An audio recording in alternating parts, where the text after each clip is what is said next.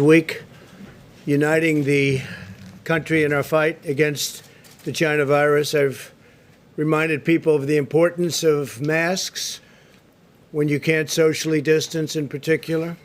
A strong message has been sent out to young people to stop going to crowded bars and other crowded places.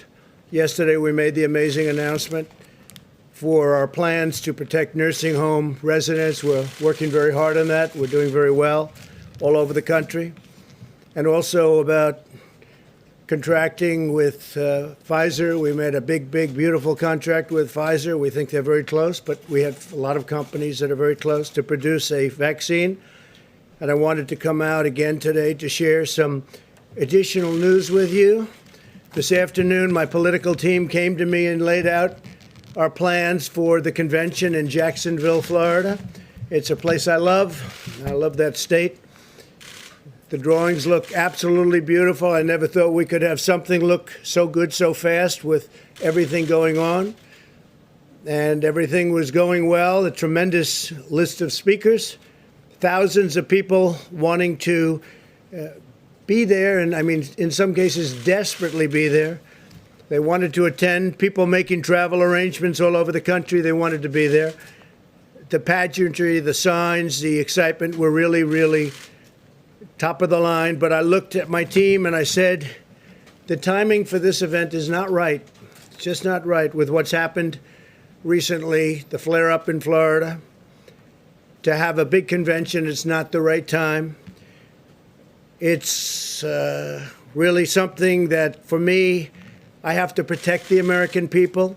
That's what I've always done. That's what I always will do. That's what I'm about. They said, sir, we can make this work very easily. We have great enthusiasm, incredible enthusiasm. Even the polls say about the most enthusiasm they've seen.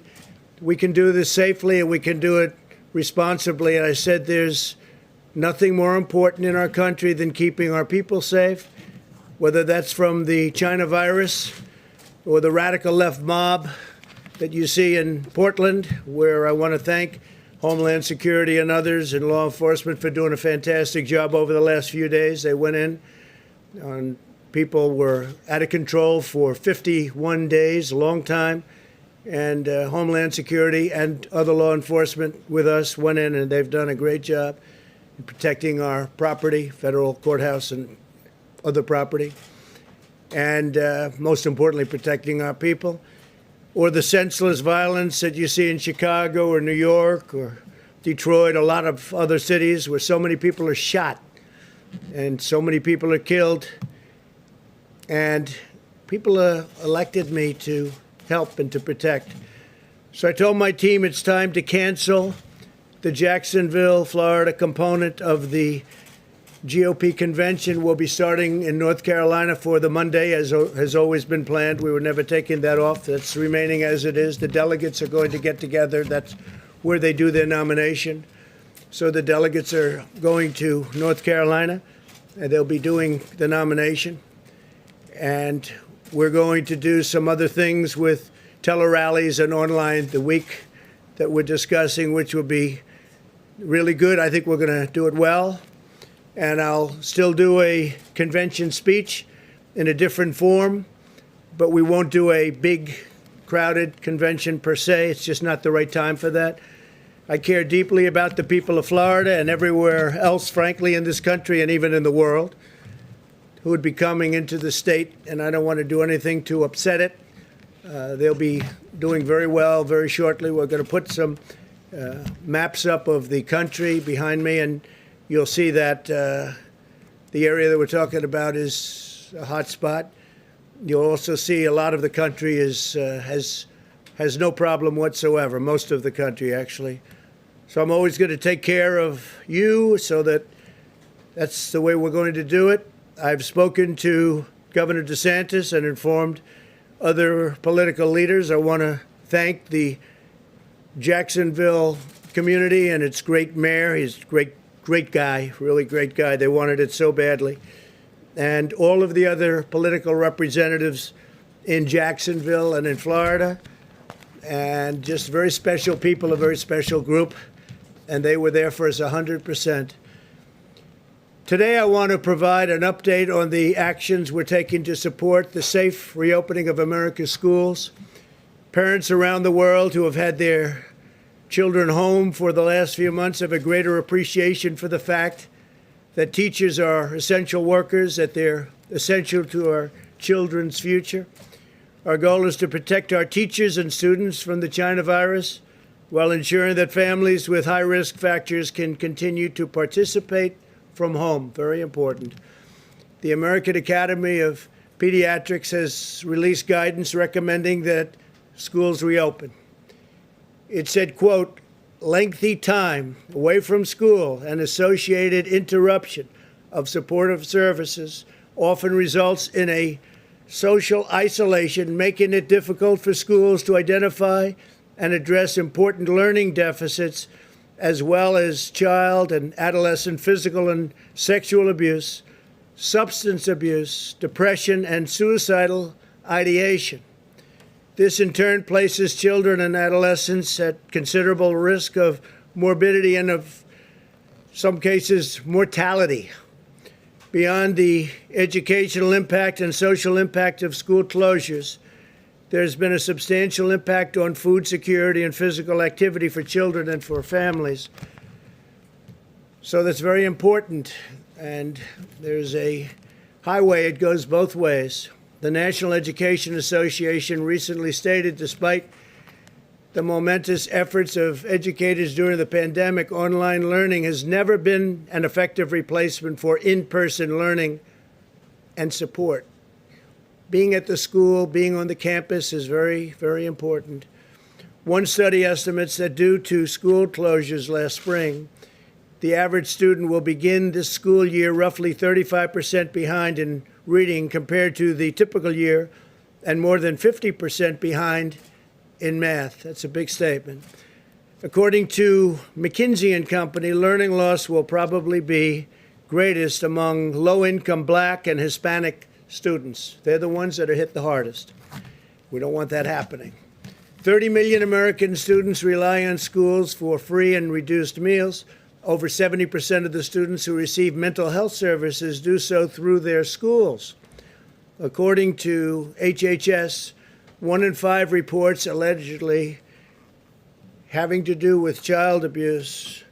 They have neglect, and these are neglect and neglected cases are submitted by education personnel. So people in the education world on the premises will be the ones that report neglect and other problems when they see the children. They know if they've been neglected, they know if they've been hurt or harmed in any way, whether it's at home or someplace else, but they see this at school. You don't get to see that if you're not going to school. It's a big thing.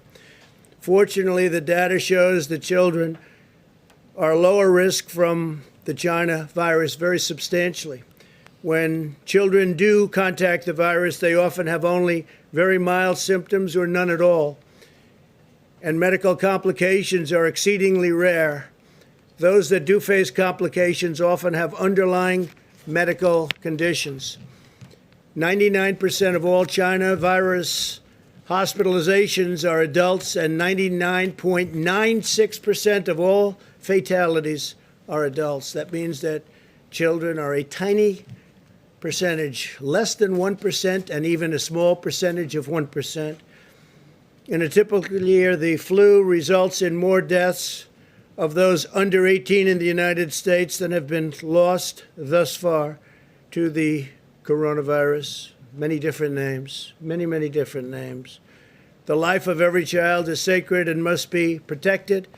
Our sole focus is the health and well-being of America's children. I have a very, very special person who loves children, who's I think one of the greatest athletes of all time. A lot of people say the greatest pitcher of all time. Known as a relief pitcher, could have been whatever he wanted. Some people, he is the greatest reliever of all time by far, substantially more saves than anybody else. In fact, he got the Presidential Medal of Freedom recently. And I'm reading off these stats. I knew he was the best. I knew he was great, but I didn't know it was almost double anybody else. But he's a man who loves children, has children, loves children. works hard with children. We're going to go outside and be with some little leaguers. Mariano Rivera, you know, he's the Sandman, right? My wife said, darling, why do they call him the Sandman? I said, you know, they play the song. He just puts the batters to sleep, and that's exactly what happened. So having Mariano here is a great honor. Thank you very much. I was talking about children in schools, and there's nobody that's done more than you have. Thank you very much, Mariano. Fantastic man. Given these considerations, we believe many school districts can now reopen safely, provided they implement mitigation measures and health protocols to protect families, protect teachers, and to protect students. And we do have to protect the teachers and the families also. We have to remember that all families should be empowered to make the decision that is right for their own circumstance. This is especially important if a child has underlying health conditions or lives with a parent or grandparent who's at higher risk. In cities or states that are current hotspots, and you'll see that in the map behind me, districts may need to delay reopening for a few weeks, and that's possible. That'll be up to governors.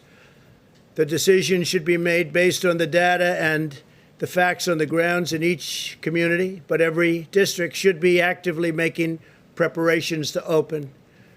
Again, the children obviously have a very strong immune system, maybe even as strong as yours. They seem to be able to fight it off and not have a problem. So it's pretty amazing, actually. Great, great credit. Our strategy to safely reopen schools mirrors our approach nationwide as we race toward the completion of a vaccine and therapeutics. The responsible path is to shelter those at highest risk while allowing those at lower risk, much lower in the case of young children, to resume work at school, and as long as everyone practices vigilant hygiene and social distancing. We want that. A permanent shutdown was never the strategy, which would ultimately lead to greater mortality and irreversible harms. We don't want to do that. At the same time, we have to get our economy going. We had tremendous numbers issued yesterday. Housing prices, pricing of housing up 21%. It's the highest in history. It's the highest number in history. Real estate housing went up 21%. Today, the CDC will provide additional guidance for how schools can reopen safely. I hope that local leaders put the full health and well-being of their students first and make the right decision for children, parents, teachers, and not make political decisions. This isn't about politics. It's about something very, very important. This is not about politics. I even think it's bad politics if you do the wrong decision. Very bad politics. We're asking Congress to provide $105 billion to schools as part of the next coronavirus relief bill. This funding will support mitigation measures such as smaller class sizes, more teachers and teacher aides, repurposing spaces to practice social distancing, and crucially, mask wearing. This money is in addition to the $30 billion we secured for schools and universities earlier this year. That money we have, some is distributed and some is not distributed. If schools do not reopen, the funding should go to parents to send their child to public, private, charter, religious, or home school of their choice. The key word being choice. If the school is closed, the money should follow the student, so the parents and families are in control of their own decisions. So we'd like the money to go to the parents of the student. This way they can make the decision that's best for them. We cannot indefinitely stop 50 million American children from going to school, harming their mental, physical, and emotional development. Reopening our schools is also critical to ensuring that parents can go to work and provide for their families. The Council of Economic Advisors estimates that 5.6 million parents will be unable to return to work if schools do not reopen this year. It's a tremendous problem. It's a tremendous problem. Schools have to open safely, but they have to open. More than a dozen European countries, as well as South Korea, Taiwan, and many others, have already reopened schools, and cases have not risen. We can achieve the same goal if we unite together, follow the best medical practices, and apply common sense. We'll continue to support states and cities in the current hotspots in the South, Southwest, and West. The governors, I know them all. They're all very, very capable. They're doing a very good job. They're working so hard. You wouldn't even believe it. We have nearly 30,000 federal personnel deployed in the states that need assistance. We're helping with doctors and nurses, medical personnel of all kinds. As a PPE update, we're in close communication with governors and states. We have supplies, everything they could possibly need. We're very strong on supplies. Remember, I used to say the cupboards were bare. Well, now the cupboards are the opposite.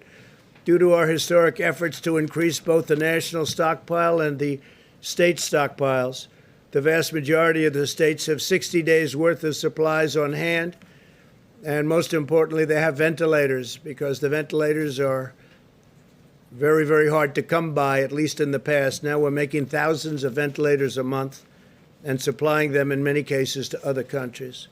For states that are making requests, we're rapidly delivering. In the last 24 hours, FEMA has deployed more than 1.5 million masks upon request, 1.7 million gowns, and 600,000, well, let me change that. We've created about 600,000 different supplies. We have 600 ventilators to Arizona, North Carolina, Pennsylvania, Colorado, Idaho, and Washington. I think the number is 600. We'll go check that, and we'll give it to you in a little while. But we've got a stockpile of thousands of ventilators. I think we've sent out about 600 just recently. The United States has now conducted more than 51 million tests, which is more than any other country in the world by far. Roughly half of the tests are either the rapid point of care tests, which frankly solves a lot of problem and delay, 5 to 15 minutes instead of waiting for service both ways in both directions and then at the lab. But roughly half of them now, which is a tremendous increase, are 5 to 15-minute tests, or tests done in a hospital where you get the results back in less than a day, in some cases immediately. We're continuing to surge testing to current hotspots such as Miami and Phoenix to detect those with the virus and take steps to stop from spreading it further. This is a copy of the map, and this is, you have it right behind me. That's really very much indicating where the problems are. You see from that, it's in great shape, lots of it. The Northeast has become very clean. The country is in very good shape, other than if you look south and west, some problems. That'll all work out. On therapies, we've worked with Florida to ensure that over 40,000 vials of remdesivir are arriving this week. It's a lot. That's a lot. They're working round the clock to make it. It's had a tremendous impact. We've also shipped thousands of vials to Arizona, California, and Texas over the past 2 weeks.